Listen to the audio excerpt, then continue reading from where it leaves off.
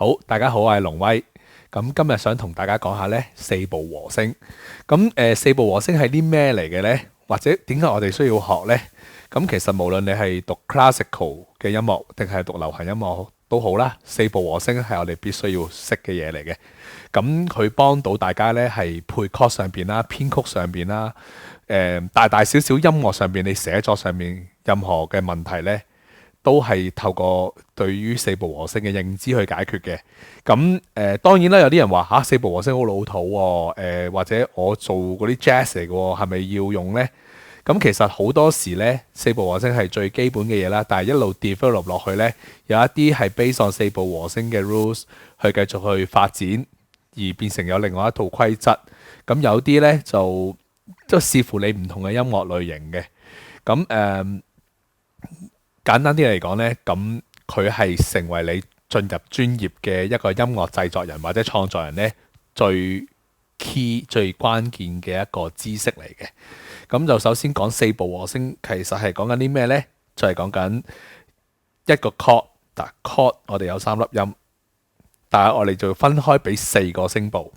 轉一轉畫面先，就分開俾四個聲部，包括 soprano、alto、tenor 同埋 bass，佢哋分別係女高音、女低音、男高音同男低音。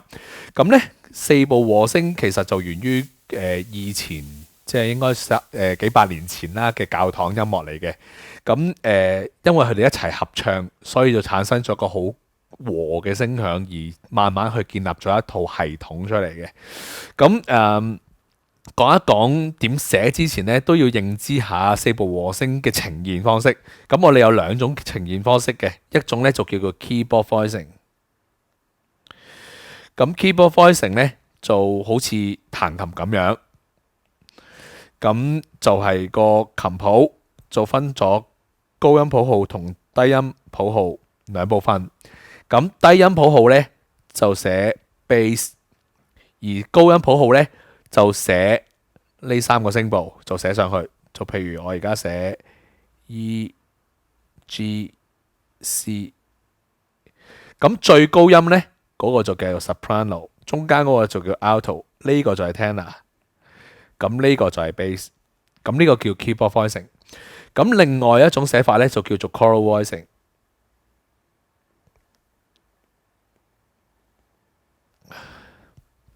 咁咧呢個亦都係會我哋最會經常寫嘅 voicing 嚟嘅。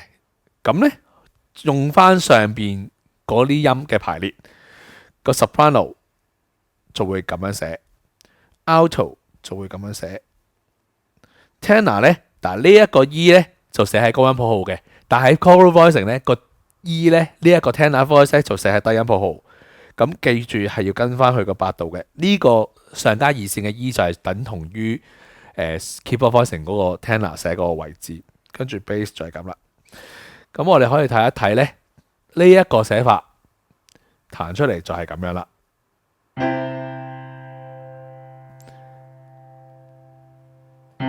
呢個就係 bass，呢個就係 tenor，呢個就係 alto，呢個就係 soprano。當然啦，喺個鋼琴度唔會話即係呢一個叫做女高音嘅，但係我哋有一個 mindset 就係我哋好似寫緊一個俾合唱聲部嘅一個做法。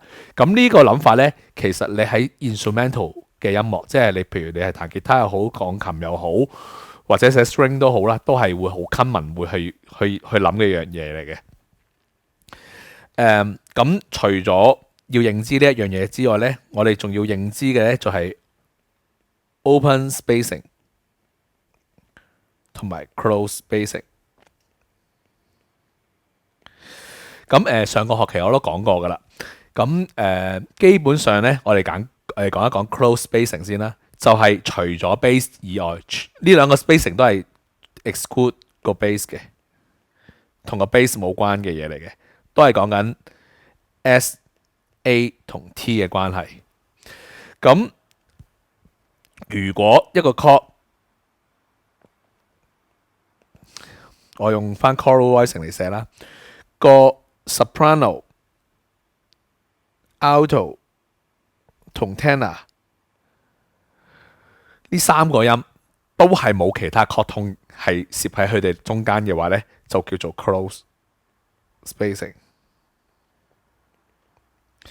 你見到 soprano 我而家當 C chord 嚟咁樣啦 ，alto 同 tenor 佢係唔會再攝到其他 chord tone C、E、G 呢三個音唔會攝到其他 chord tone 落去嘅，我哋就叫 close spacing。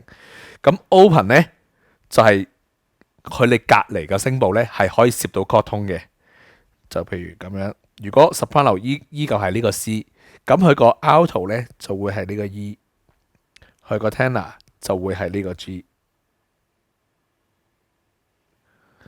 但係留意翻 soprano 個音嘅入符桿呢係向上嘅 ，alto 嘅音嘅符桿係向下 ，tenor 音嘅符桿係向上 ，bass 嘅音嘅符桿係向下嘅。咁呢一個右手邊嗰個寫法呢，就係一個 open spacing 嘅寫法。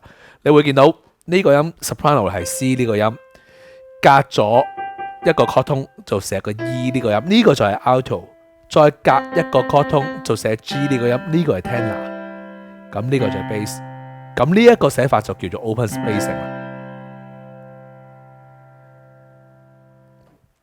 好，咁除咗 open 同 close 之外呢，你會發現到呢，我喺寫一個 chord 嘅時候呢，通常都會 double 個 root 嘅。好多情況底下呢 root 音係會被 double 得最多。希望同學大家都知道咩叫 root 啊！一個 chord 裏邊衍生成個 chord 嗰個最基礎音，嗰個叫做 root。咁除此之外呢，有啲嘢係要大家注意嘅。喺四部和聲嚟講呢，我哋呢有一啲規則嘅，有啲 rules 嘅。咁第一樣嘢呢，就係唔可以多過8度。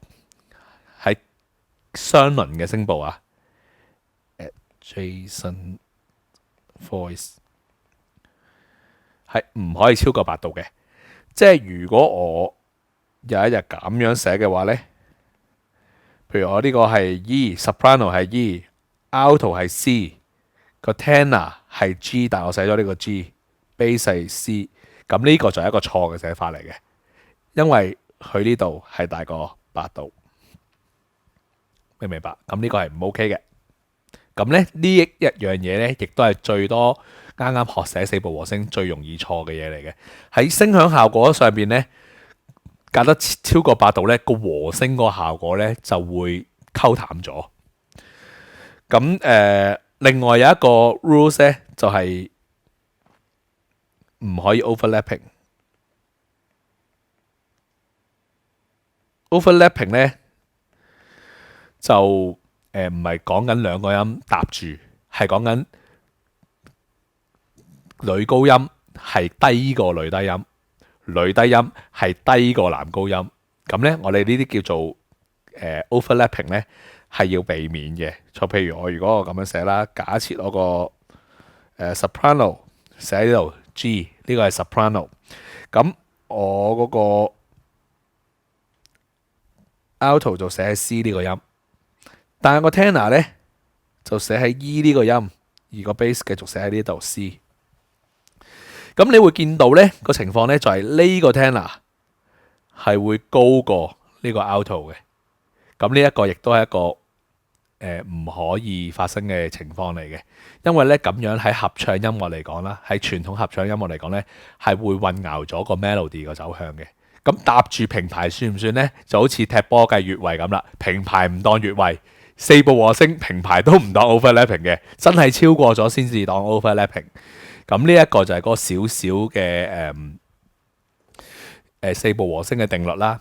最後要同大家講嘅四部和聲，佢哋係人嚟嘅，所以咧人呢都有佢哋嘅音域嘅。咁我喺呢度講一講每一個聲部佢應該理想嘅音域係乜嘢。譬如 soprano， 佢理想嘅音域呢就係 C 去到呢個 A， 其實呢個 A 已經係好高音噶啦。咁 alto 呢，大概呢，其實全部都係大概嘅，因為個個人都唔一樣。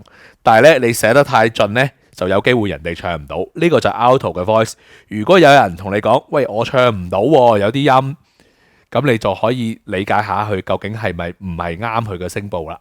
因為有啲人嘅唱歌個聲音特質係可能真係可能係 soprano 底嘅，但係你俾一個太低音佢咧係唱唔到，係好正常嘅。所以咧有陣時你係要試一試嘅。當然啦，佢唱到同唱得好唔好聽又另外一件事嚟嘅，所以唔好寫得咁盡。係啦，唔好寫得咁盡。咁可唔可以超過呢啲 range 咧？亦都冇話唔得嘅。譬如 soprano，有啲人咧好形容嗰啲 soprano 咧叫做 high C 女高音。咩叫 high C 女高音咧？即係佢 reach 到呢一個音嘅。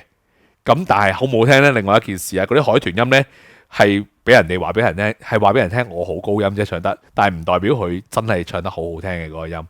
當然亦都真係唔排除有啲人係會唱得好好聽。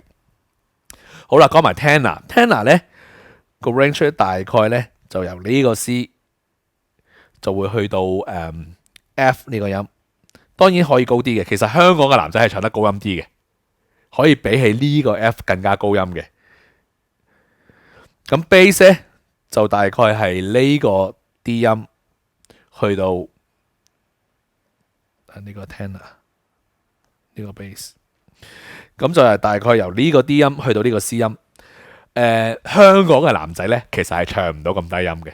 我一放呢一啲鬼佬好大隻嗰啲咧，就唱到好 bass 嘅聲，但係咧就未必係咁容易。咁亦都同樣地啦，alto 香港係女仔多 alto 多啲嘅，因為可能佢哋我唔知啊，咁有其他原因啩。但係普遍嚟講，呢個 alto 嘅 range 係普遍香港女仔會出現嘅 range 嚟嘅。tenor 同 alto 係最 common 可以用到嘅 range。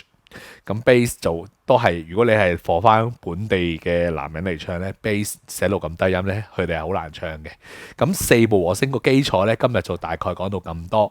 咁大家當一個知字，咁我哋會有啲 exercise 可以大家去做一做嘅。咁你可以睇一睇，有咩問題咧，歡迎去 WhatsApp 我嘅喎。咁我相信係我嘅同學，係我嘅學生都應該知道我 WhatsApp 係幾多號噶啦。咁今日就係咁多啦。咁我哋下堂可能都係 online 嘅形式。咁我哋再見啦，拜拜。